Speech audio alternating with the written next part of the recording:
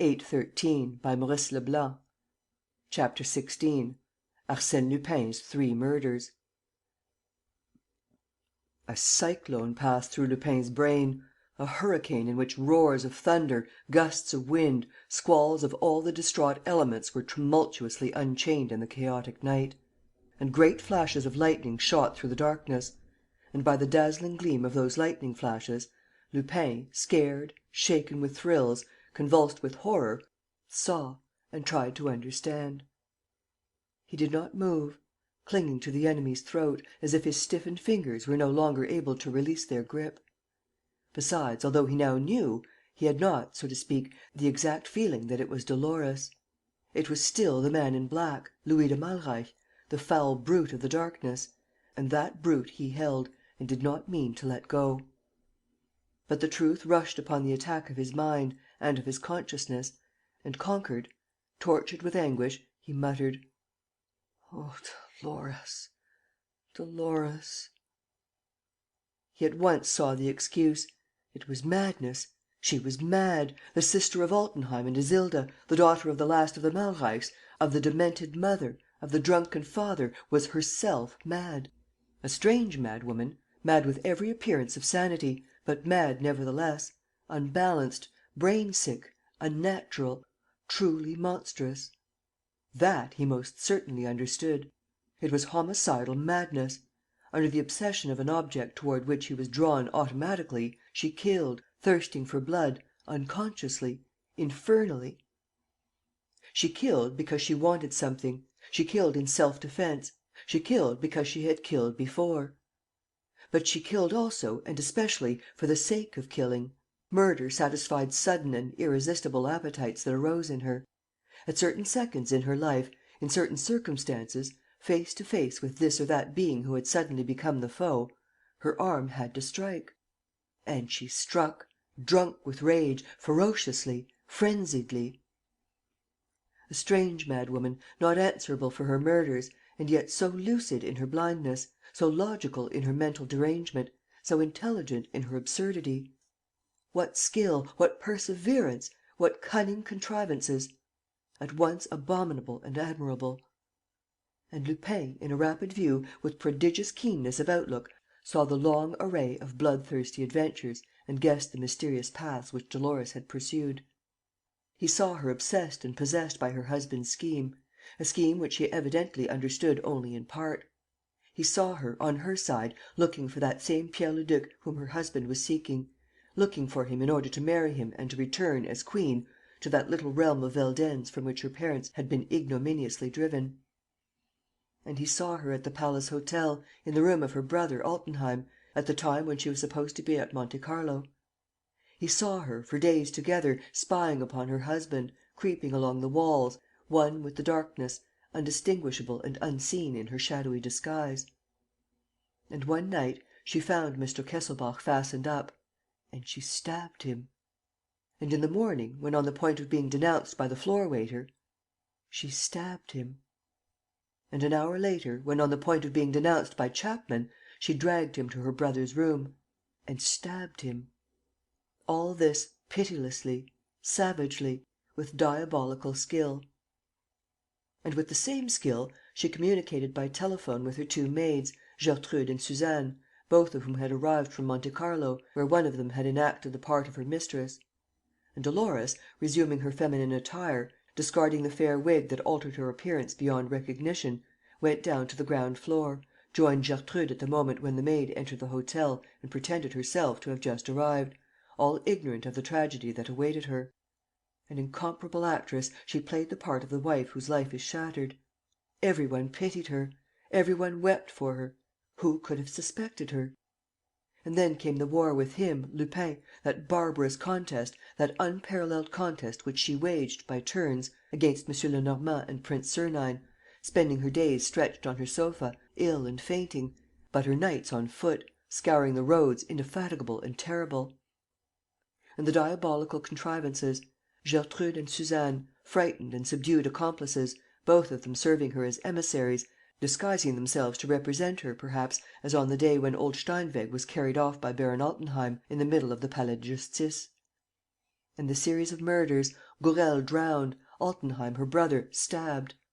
Oh, the implacable struggle in the underground passages of the Villa des Glycines, the invisible work performed by the monster in the dark! How clear it all appeared to day! And it was she who tore off his mask as Prince Sernine, she who betrayed him to the police, she who sent him to prison, she who thwarted all his plans, spending her millions to win the battle. And then events followed faster. Suzanne and Gertrude disappeared, dead no doubt. Steinweg assassinated. Isilda, the sister, assassinated. Oh, the ignominy, the horror of it! Stammered Lupin, with a start of revulsion and hatred. He execrated her, the abominable creature. He would have liked to crush her, to destroy her. And it was a stupefying sight, those two beings, clinging to each other, lying motionless in the pale dawn that began to mingle with the shades of the night. "Dolores, Dolores," he muttered, in despair. He leapt back, terror-stricken, wild-eyed. What was it? What was that? What was that hideous feeling of cold which froze his hands? "Octave! Octave!" he shouted, forgetting that the chauffeur was not there. Help! He needed help, some one to reassure him and assist him. He shivered with fright. Oh, that coldness of death which he had felt! Was it possible? Then, during those few tragic minutes, with his clenched fingers, he had... Violently, he forced himself to look. Dolores did not stir. He flung himself on his knees and drew her to him. She was dead.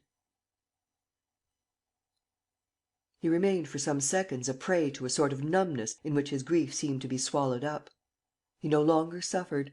He no longer felt rage, nor hatred, nor emotion of any kind. Nothing but a stupid prostration, the sensation of a man who has received a blow with a club and who does not know if he is still alive, if he is thinking, or if he is the sport of a nightmare. Nevertheless, it seemed to him that an act of justice had taken place, and it did not for a second occur to him that it was he who had taken life. No, it was not he. It was outside him and his will. It was destiny, inexorable destiny that had accomplished the work of equity by slaying the noxious beast. Outside, the birds were singing, life was recommencing under the old trees, which the spring was preparing to bring into bud. And Lupin, waking from his torpor, felt gradually welling up within him an indefinable and ridiculous compassion for the wretched woman, odious, certainly, abject and 20 times criminal, but so young still, and now dead. And he thought of the tortures which she must have undergone in her lucid moments, when reason returned to the unspeakable madwoman and brought the sinister vision of her deeds. "Protect me. I am so unhappy," she used to beg. It was against herself that she asked to be protected, against her wild beast instincts, against the monster that dwelt within her and forced her to kill, always to kill. Always? Lupin asked himself.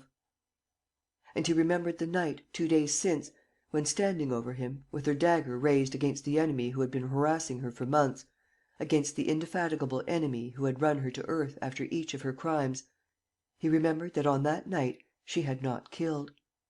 And yet it would have been easy. The enemy lay lifeless and powerless. One blow and the implacable struggle was over. No, she had not killed. She too had given way to feelings stronger than her own cruelty, to mysterious feelings of pity, of sympathy, of admiration for the man who had so often mastered her. No, she had not killed, that time. And now, by a really terrifying vicissitude of fate, it was he who had killed her. "I have taken life," he thought, shuddering from head to foot. "These hands have killed a living being. And that creature is Dolores. Dolores. Dolores." He never ceased repeating her name of sorrow, and he never ceased staring at her, a sad, lifeless thing, harmless now, a poor hunk of flesh, with no more consciousness than a little heap of withered leaves, or a little dead bird by the roadside. Oh, how could he do other than quiver with compassion, seeing that of those two, face to face, he was the murderer, and she, who was no more, the victim? "Dolores, Dolores, Dolores." The daylight found Lupin seated beside the dead woman, remembering and thinking, while his lips, from time to time, uttered the disconsolate syllables: "Dolores. Dolores." He had to act, however, and, in the disorder of his ideas, he did not know how to act, nor with what act to begin. "I must close her eyes first," he said. The eyes, all empty, filled only with death, those beautiful, gold-spangled eyes, had still the melancholy softness that gave them their charm. Was it possible that those eyes were the eyes of a monster? In spite of himself and in the face of the implacable reality, Lupin was not yet able to blend into one single being those two creatures whose images remained so distinct at the back of his brain. He stooped swiftly, lowered the long, silky eyelids and covered the poor distorted face with a veil. Then it seemed to him that Dolores was farther away and that the man in black was really there, this time, in his dark clothes, in his murderer's disguise. He now ventured to touch her, to feel in her clothes. In an inside pocket there were two pocket-books. He took one of them and opened it. He found first a letter signed by Steinweg, the old German. It contained the following lines: "Should I die before being able to reveal the terrible secret, let it be known that the murderer of my friend Kesselbach, whose real name is Dolores de Malreich, sister to Altenheim and sister to Isilda. The initials L and M relate to her. Kesselbach never, in their private life, called his wife Dolores, which is the name of sorrow, but Letitia, which denotes joy. L.M. Letitia de Malreich were the initials inscribed on all the presents which he used to give her, for instance, on the cigarette case which was found at the Palace Hotel and which belonged to Mrs. Kesselbach. She had contracted the smoking habit on her travels. Letitia! She was indeed the joy of his life for 4 years, 4 years of lies and hypocrisy in which she prepared the death of the man who loved her so well and who trusted her so whole-heartedly. Perhaps I ought to have spoken at once. I had not the courage, in memory of my old friend Kesselbach, whose name she bore. And then I was afraid. On the day when I unmasked her, at the Palais de Justice, I read my doom in her eyes. Will my weakness save me? Him also, thought Lupin, him also she killed. Why, of course, he knew too much. The initials, that name, Letitia, the secret habit of smoking. And he remembered the previous night, that smell of tobacco in her room. He continued his inspection of the first pocket-book. There were scraps of letters in cipher, no doubt handed to Dolores by her accomplices in the course of their nocturnal meetings. There were also addresses on bits of paper, addresses of milliners and dressmakers, but addresses also of low haunts, of common hotels, and names, 20, 30 names, queer names: Hector the butcher, Armand of Grenelle, the sick man. But a photograph caught Lupin's eye. He looked at it and, at once, as though shot from a spring, dropping the pocket-book, he bolted out of the room, out of the chalet, and rushed into the park. He had recognized the portrait of Louis de Malreich, the prisoner at the Santé. Not till then, not till that exact moment, did he remember. The execution was to take place next day. And, as the man in black, as the murderer was none other than Dolores Kesselbach, Louis de Malreich's name was really and truly Léon Massier and he was innocent. Innocent? But the evidence found in his house, the Emperor's letters, all the things that accused him beyond hope of denial, all those incontrovertible proofs. Lupin stopped for a second, with his brain on fire. "Oh," he cried, "I shall go mad, I too! Come, now, I must act. The sentence is to be executed. To-morrow at break of day." He looked at his watch. 10 o'clock. How long will it take me to reach Paris? Well, I shall be there presently. Yes, presently, I must. And this very evening I shall take measures to prevent. But what measures? How can I prove his innocence? How prevent the execution? Oh, never mind. Once I am there, I shall find a way. My name is not Lupin for nothing. Come on." He set off again at a run, entered the castle and called out: "Pierre! Pierre! Has any one seen M. Pierre Leduc? Oh, there you are! Listen." He took him on one side and jerked out, in imperious tones: "Listen. Dolores is not here. Yes, she was called away on urgent business. She left last night in my motor. I am going too. Don't interrupt, not a word. A second lost means irreparable harm. You, send away all the servants, without any explanation. Here is money. In half an hour from now, the castle must be empty. And let no one enter it until I return. Not you either, do you understand? I forbid you to enter the castle. I'll explain later. Serious reasons. Here, take the key with you. Wait for me in the village." And once more he darted away. 5 minutes later, he was with Octave. He jumped into the car. Paris! The journey was a real race for life or death. Lupin, thinking that Octave was not driving fast enough, took the steering wheel himself and drove at a furious break-neck speed. On the road, through the villages, along the crowded streets of the towns, they rushed at 60 miles an hour. People whom they nearly upset roared and yelled with rage. The meteor was far away, was out of sight. "Governor," stammered Octave, livid with dismay, "we shall be stuck." "You, perhaps, the motor, perhaps, but I shall arrive," said Lupin. He had a feeling as though it were not the car that was carrying him, but he carrying the car, and as though he were cleaving space by dint of his own strength, his own will power. Then what miracle could prevent his arriving, seeing that his strength was inexhaustible, his will power unbounded? "I shall arrive because I have got to arrive," he repeated. And he thought of the man who would die, if he did not arrive in time to save him, of the mysterious Louis de Malreich, so disconcerting with his stubborn silence and his expressionless face. And amid the roar of the road, under the trees whose branches made a noise as of furious waves, amid the buzzing of his thoughts, Lupin, all the same, strove to set up a hypothesis. And this hypothesis became gradually more defined, logical, probable, certain, he said to himself, now that he knew the hideous truth about Dolores and saw all the resources and all the odious designs of that crazy mind. Yes, it was she who contrived that most terrible plot against Malreich. What was it she wanted? To marry Pierre Leduc, whom she had bewitched, and to become the sovereign of the little principality from which she had been banished. The object was attainable, within reach of her hand. There was one sole obstacle: I, Lupin, who for weeks and weeks persistently barred her road. I, whom she encountered after every murder. I, whose perspicacity she dreaded. I, who would never lay down my arms before I had discovered the culprit and found the letters stolen from the Emperor. Well, the culprit should be Louis de Malreich, or rather Leon Massier. Who was this Leon Massier? Did she know him before her marriage?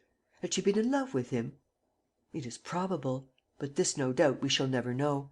One thing is certain, that she was struck by the resemblance to Leon Massier in figure and stature which she might attain by dressing up like him, in black clothes, and putting on a fair wig. She must have noticed the eccentric life led by that lonely man, his nocturnal expeditions, his manner of walking in the streets and of throwing any who might follow him off the scent. And it was in consequence of these observations and in anticipation of possible eventualities that she advised Mr. Kesselbach to erase the name of Dolores from the register of births and to replace it by the name of Louis, so that the initials might correspond with those of Leon Massier. The moment arrived at which she must act, and thereupon she concocted her plot and proceeded to put it into execution. Léon lived in the Rue Delaizement. She ordered her accomplices to take up their quarters in the street that backed on to it. And she herself told me the address of Dominique, the head waiter, and put me on the track of the seven scoundrels, knowing perfectly well that, once on the track, I was bound to follow it to the end, that is to say, beyond the seven scoundrels, till I came up with their leader, the man who watched them and who commanded them, the man in black, Leon Massier, Louis de Malreich. As a matter of fact, I came up with the seven scoundrels first. Then what would happen? Either I should be beaten, or we should all destroy one another, as she must have hoped, that night in the Rue des Vignes. In either case, Dolores would have been rid of me.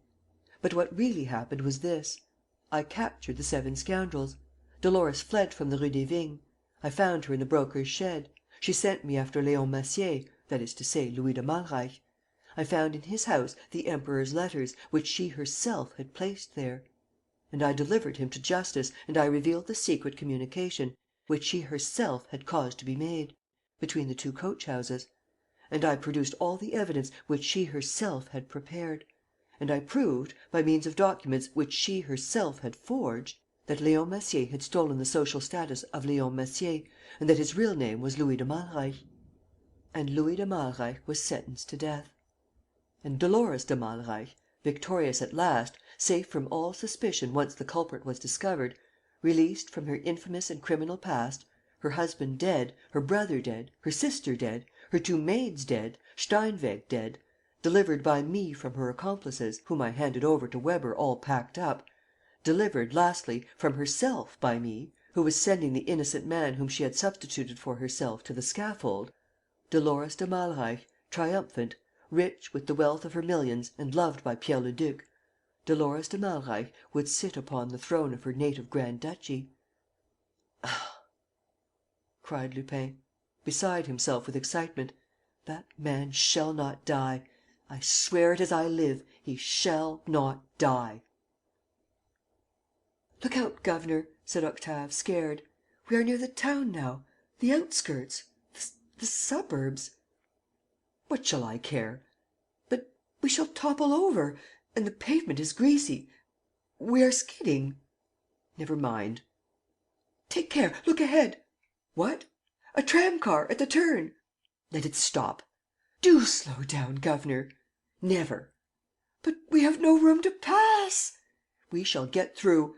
"We can't get through." "Yes, we can." "Oh, Lord!" A crash, outcries. The motor had run into the tram-car, cannoned against a fence, torn down 10 yards of planking and, lastly, smashed itself against the corner of a slope. "Driver, are you disengaged?" Lupin, lying flat on the grass of the slope, had hailed a taxi cab. He scrambled to his feet, gave a glance at his shattered car and the people crowding round to Octave's assistance, and jumped into the cab. "Go to the Ministry of the Interior, on the Place Beauvau. 20 francs for yourself." He settled himself in the cab and continued: "No, no, he shall not die. No, 1,000 times no, I will not have that on my conscience. It is bad enough to have been tricked by a woman and to have fallen into the snare like a schoolboy. That will do. No more blunders for me. I have had that poor wretch arrested. I have had him sentenced to death. I have brought him to the foot of the scaffold. But he shall not mount it. Anything but that. If he mounts the scaffold, there will be nothing left for me but to put a bullet through my head." They were approaching the toll-house. He leant out: "20 francs more, driver, if you don't stop." And he shouted to the officials: "Detective service." They passed through. "But don't slow down, hang it!" roared Lupin. "Faster! Faster still! Are you afraid of running over the old ladies? Never mind about them, I'll pay the damage." In a few minutes, they were at the Ministry of the Interior. Lupin hurried across the courtyard and ran up the main staircase. The waiting room was full of people. He scribbled on a sheet of paper, Prince Sernine, and, hustling a messenger into a corner, said: "You know me, don't you? I'm Lupin. I procured you this berth, a snug retreat for your old age, eh? Only you've got to show me in at once. There, take my name through. That's all I ask of you. The Premier will thank you, you may be sure of that. And so I will. But hurry, you fool! Valenglay is expecting me." 10 seconds later, Valenglay himself put his head through the door of his room and said: "Show the prince in." Lupin rushed into the room, slammed the door and, interrupting the premier, said: "No, no set phrases. You can't arrest me. It would mean ruining yourself and compromising the Emperor. No, it's not a question of that. Look here: Malreich is innocent. I have discovered the real criminal. It's Dolores Kesselbach. She is dead. Her body is down there. I have undeniable proofs. There is no doubt possible. It was she." He stopped. Valenglay seemed not to understand. "But look here, Monsieur le Président, we must save Malreich. Only think: a judicial error! An innocent man guillotined! Give your orders. Say you have fresh information, anything you please, but quick, there is no time to lose." Valenglay looked at him attentively, then went to a table, took up a newspaper and handed it to him, pointing his finger at an article as he did so. Lupin cast his eye at the headline and read: "Execution of the monster. Louis de Malreich underwent the death penalty this morning." He read no more. Thunderstruck, crushed, he fell into the premier's chair with a moan of despair. How long he remained like that he could not say. When he was outside again, he remembered a great silence and then Valenglay bending over him and sprinkling water on his forehead. He remembered, above all, the premier's hushed voice whispering: "Listen, you won't say anything about this, will you? Innocent, perhaps, I don't say not. But what is the use of revelations, of a scandal? A judicial error can have serious consequences. Is it worth while? A rehabilitation? For what purpose? He was not even sentenced under his own name. It is the name of Malreich which is held up to public execration, the name of the real criminal, as it happens. So..." And, pushing Lupin gradually toward the door, he said: "So go back there, get rid of the corpse, and let not a trace remain, eh? Not the slightest trace of all this business. I can rely on you, can I not?" And Lupin went back. He went back like a machine, because he had been told to do so and because he had no will left of his own. He waited for hours at the railway station. Mechanically, he ate his dinner, took a ticket and settled down in a compartment. He slept badly. His brain was on fire between nightmares and half-waking intervals in which he tried to make out why Malreich had not defended himself. He was a madman, surely, half a madman. He must have known her formerly. And she poisoned his life. She drove him crazy. So he felt he might as well die. Why defend himself? The explanation only half satisfied him; and he promised himself sooner or later to clear up the riddle and to discover the exact part which Massier had played in Dolores's life. But what did it matter for the moment? One fact alone stood out clearly, which was Massier's madness, and he repeated, persistently: "He was a madman. Massier was undoubtedly mad. Besides, all those Massiers, a family of madmen." He raved, mixing up names in his enfeebled brain. But, on alighting at Bruggen Station, in the cool, moist air of the morning, his consciousness revived. Things suddenly assumed a different aspect; and he exclaimed: "Well, after all, it was his own look-out. He had only to protest. I accept no responsibility. It was he who committed suicide. He was only a dumb actor in the play. He has gone under. I am sorry, but it can't be helped." The necessity for action stimulated him afresh. Wounded, tortured by that crime of which he knew himself to be the author for all that he might say, he nevertheless looked to the future. "Those are the accidents of war," he said. "Don't let us think about it. Nothing is lost. On the contrary, Dolores was the stumbling block, since Pierre Leduc loved her. Dolores is dead. Therefore Pierre Leduc belongs to me. And he shall marry Geneviève, as I have arranged. And he shall reign. And I shall be the master. And Europe is mine." He worked himself up, reassured, full of sudden confidence, and made feverish gestures as he walked along the road, whirling an imaginary sword, the sword of the leader whose will is law, who commands and triumphs. "Lupin, you shall be king. You shall be king, Arsène Lupin."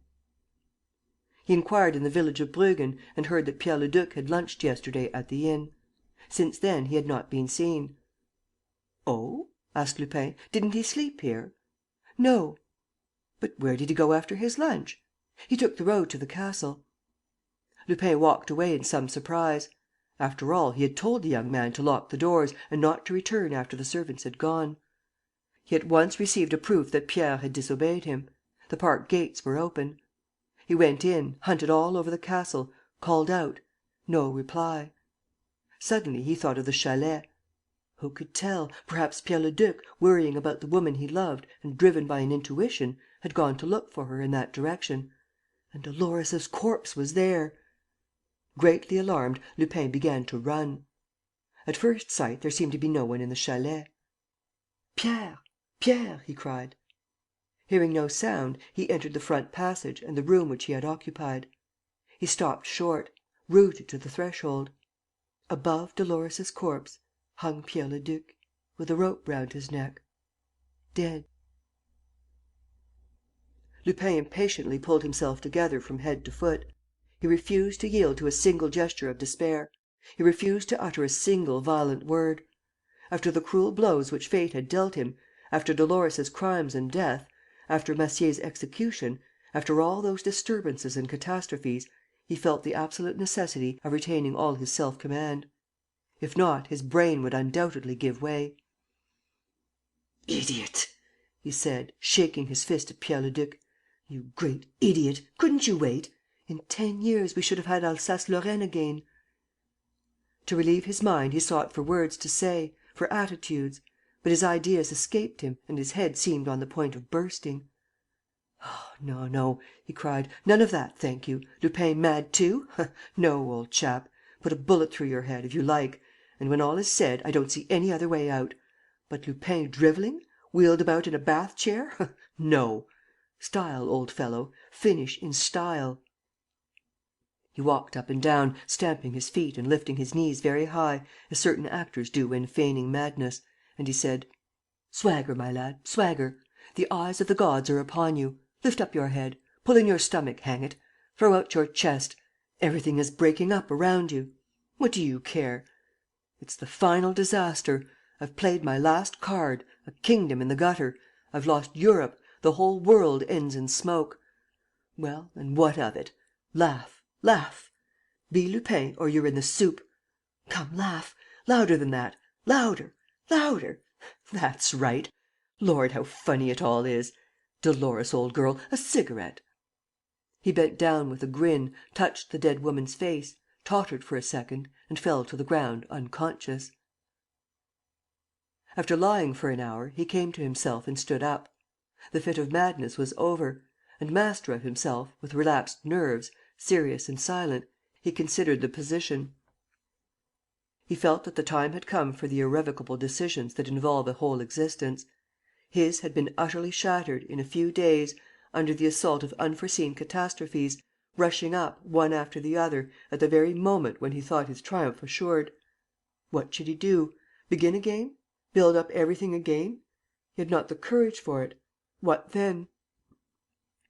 The whole morning he roamed tragically about the park and gradually realized his position in all its slightest details.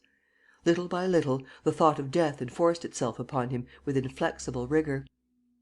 But whether he decided to kill himself or to live, there was first of all a series of definite acts which he was obliged to perform; and these acts stood out clearly in his brain, which had suddenly become quite cool. The midday Angelus rang from the church steeple. "To work," he said, firmly. He returned to the chalet in a very calm frame of mind, went to his room, climbed on a stool and cut the rope by which Pierre Leduc was hanging. "You poor devil," he said. "You were doomed to end like that, with a hempen tie around your neck. Alas, you were not made for greatness! I ought to have foreseen that and not hooked my fortune to a rhymester." He felt in the young man's clothes and found nothing. But, remembering Dolores' second pocket book, he took it from the pocket where he had left it. He gave a start of surprise. The pocket book contained a bundle of letters whose appearance was familiar to him; and he at once recognized the different writings. "The Emperor's letters!" he muttered, slowly. "The old chancellor's letters! The whole bundle which I myself found at Leon Massier's and which I handed to Count von Waldemar! How did it happen? Did she take them in her turn from that blockhead of a Waldemar?" And, suddenly, slapping his forehead: "Why, no, the blockhead is myself! These are the real letters. She kept them to blackmail the Emperor, when the time came. And the others, the ones which I handed over, are copies, forged by herself, of course, or by an accomplice, and placed where she knew that I should find them. And I played her game for her, like a mug. By Jove, when women begin to interfere!" There was only a piece of pasteboard left in the pocket book, a photograph. He looked at it. It was his own. 2 photographs, Massier and I. The 2 she loved best, no doubt. For she loved me.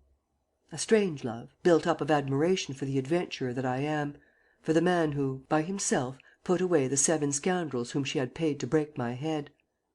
A strange love. I felt it throbbing in her the other day, when I told her my great dream of omnipotence. Then, really, she had the idea of sacrificing Pierre Leduc and subjecting her dream to mine. If the incident of the mirror had not taken place, she would have been subdued. But she was afraid. I had my hand upon the truth. My death was necessary for her salvation and she decided upon it." He repeated several times, pensively: "And yet she loved me. Yes, she loved me, as others have loved me, others to whom I have brought ill luck also. Alas, all those who love me die. And this one died too, strangled by my hand. What is the use of living? What is the use of living?" he asked again in a low voice. "Is it not better to join them, all those women who have loved me and who have died of their love? Sonia, Raymonde, Clotilde, Destange, Miss Clarke."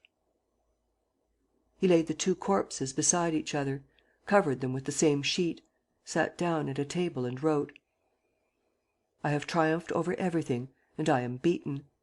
I have reached the goal and I have fallen. Fate is too strong for me. And she whom I loved is no more. I shall die also." And he signed his name Arsène Lupin. He sealed the letter and slipped it into a bottle which he flung through the window, on the soft ground of a flower border. Next, he made a great pile on the floor with old newspapers, straw and shavings, which he went to fetch in the kitchen. On the top of it he emptied a gallon of petrol. Then he lit a candle and threw it among the shavings. A flame at once arose and other flames leapt forth, quick, glowing, crackling. "Let's clear out," said Lupin. "The chalet is built of wood and it will all flare up like a match. And, by the time they come from the village, break down the gates and run to this end of the park, it will be too late. They will find ashes, the remains of 2 charred corpses and, close at hand, my farewell letter in a bottle. Good bye, Lupin. Bury me simply, good people, without superfluous state. A poor man's funeral. No flowers, no wreaths, just a humble cross and a plain epitaph. Here lies Arsène Lupin, adventurer." He made for the park wall, climbed over it and, turning round, saw the flames soaring up to the sky. He wandered back toward Paris on foot, bowed down by destiny, with despair in his heart. And the peasants were amazed at the sight of this traveller who paid with banknotes for his 15-penny meals. 3 footpads attacked him one evening in the forest. He defended himself with his stick and left them lying for dead. He spent a week at an inn. He did not know where to go. What was he to do? What was there for him to do? What was there for him to cling to? He was tired of life. He did not want to live. "Is that you?" Mme. Ernemont stood in her little sitting-room in the villa at Garches, trembling, scared and livid, staring at the apparition that faced her. Lupin! It was Lupin! "You!" she said. "You! But the papers said...." He smiled sadly: "Yes, I am dead." "Well, then," she said, naïvely. "You mean that, if I am dead, I have no business here. Believe me, I have serious reasons, Victoire." "How you have changed!" she said, in a voice full of pity. "A few little disappointments. However, that's over. Tell me, is Geneviève in?"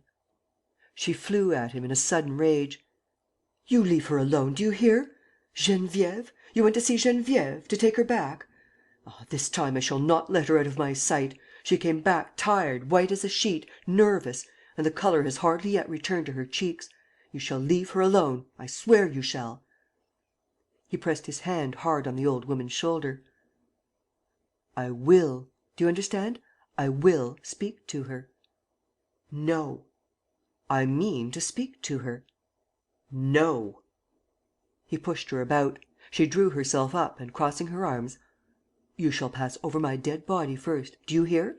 The child's happiness lies in this house and nowhere else. With all your ideas of money and rank, you would only make her miserable. Who is this Pierre Leduc of yours? And that Veldenz of yours? Geneviève a grand duchess! You're mad. That's no life for her. You see, after all, you have thought only of yourself in this matter.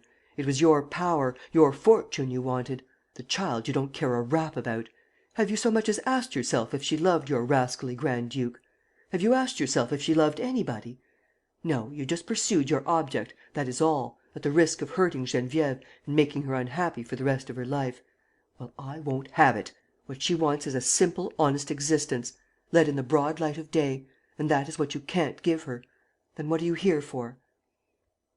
He seemed to waver, but, nevertheless, he murmured in a low voice and very sadly: "It is impossible that I should never see her again. It is impossible that I should not speak to her." "She believes you dead." "That is exactly what I do not want. I want her to know the truth. It is a torture to me to think that she looks upon me as one who is no more. Bring her to me, Victoire." He spoke in a voice so gentle and so distressed that she was utterly moved, and said: "Listen. First of all, I want to know. It depends upon what you intend to say to her. Be frank, my boy. What do you want with Geneviève?" He said, gravely: "I want to say this. Geneviève, I promised your mother to give you wealth, power, a fairy-like existence; and, on the day when I had attained my aim, I would have asked you for a little place, not very far from you. Rich and happy, you would have forgotten, yes, I am sure of it, you would have forgotten who I am, or rather who I was. Unfortunately, fate has been too strong for me. I bring you neither wealth nor power, and it is I, on the contrary, who have need of you. Geneviève, will you help me?" "To do what?" asked the old woman, anxiously. "To live." "Oh!" she said. "Has it come to that, my poor boy?" "Yes," he answered, simply, without any affectation of sorrow. "Yes, it has come to that. 3 human beings are just dead, killed by me, killed by my hands. The burden of the memory is more than I can bear. I am alone. For the first time in my life, I need help. I have the right to ask that help of Geneviève; and her duty is to give it to me. If not...." "If not?" "Then all is over." The old woman was silent, pale and quivering with emotion. She once more felt all her affection for him whom she had fed at her breast and who still and in spite of all remained her boy. She asked: "What do you intend to do with her?" "We shall go abroad. We will take you with us, if you like to come." "But you forget. You forget." "What?" "Your past." "She will forget it too. She will understand that I am no longer the man I was, that I do not wish to be." "Then, really, what you wish is that she should share your life, the life of Lupin?" "The life of the man that I shall be, of the man who will work so that she may be happy, so that she may marry according to her inclination. We will settle down in some nook or other. We will struggle together, side by side. And you know what I am capable of." She repeated, slowly, with her eyes fixed on his: "Then, really, you wish her to share Lupin's life?" He hesitated a second, hardly a second, and declared plainly: "Yes, yes, I wish it. I have the right." "You wish her to abandon all the children to whom she has devoted herself, all this life of work which she loves and which is essential to her happiness?" "Yes, I wish it. It is her duty." The old woman opened the window and said: "In that case, call her." Geneviève was in the garden, sitting on a bench.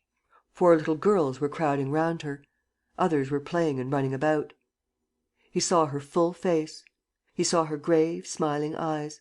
She held a flower in her hand and plucked the petals one by one and gave explanations to the attentive and eager children. Then she asked them questions. And each answer was rewarded with a kiss to the pupil. Lupin looked at her long, with infinite emotion and anguish. A whole leaven of unknown feelings fermented within him. He had a longing to press that pretty girl to his breast, to kiss her and tell her how he respected and loved her. He remembered the mother, who died in the little village of Aspremont, who died of grief. "Call her," said Victoire. "Why don't you call her?" He sank into a chair and stammered: "I can't. I can't do it. I have not the right. It is impossible. Let her believe me dead. That is better." He wept, his shoulders shaking with sobs, his whole being overwhelmed with despair, swollen with an affection that arose in him, like those backward flowers which die on the very day of their blossoming. The old woman knelt down beside him and, in a trembling voice, asked: "She is your daughter, is she not?" "Yes, she is my daughter." "Oh, my poor boy!" she said, bursting into tears. "My poor boy!" Chapter 17.